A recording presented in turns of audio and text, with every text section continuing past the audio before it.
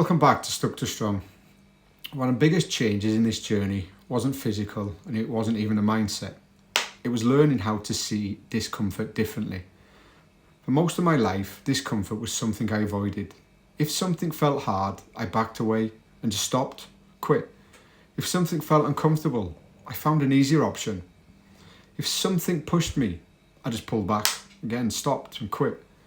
And I didn't realise how much that shaped my life. Avoiding discomfort kept me stuck. It kept me small.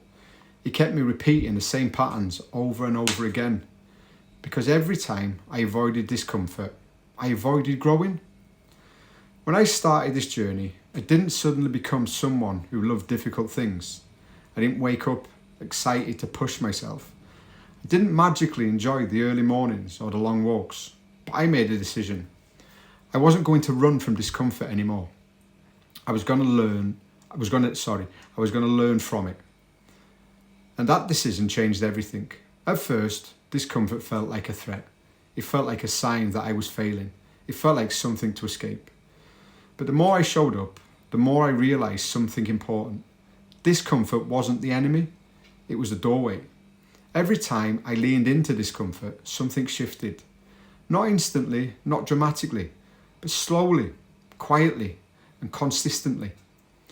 The first time I walked when I didn't want to. The first time I pushed through the voice telling me to stay at home instead of getting up early to go to the gym. The first time I kept a promise to myself, even though it felt uncomfortable.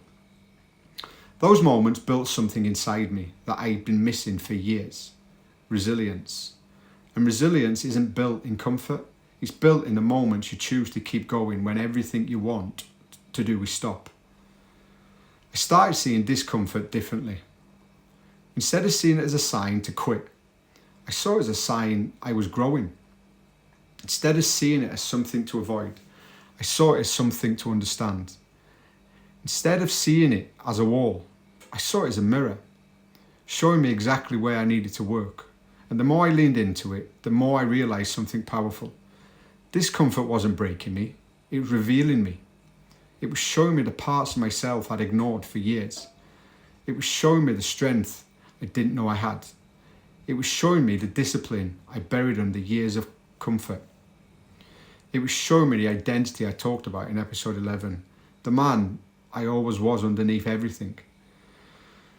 Rebuilding my relationship with discomfort didn't mean I suddenly enjoyed it. It meant I stopped fearing things. It meant I stopped letting it control my decisions. It meant I stopped letting it dictate the direction of my life. And once that happened, everything else became possible.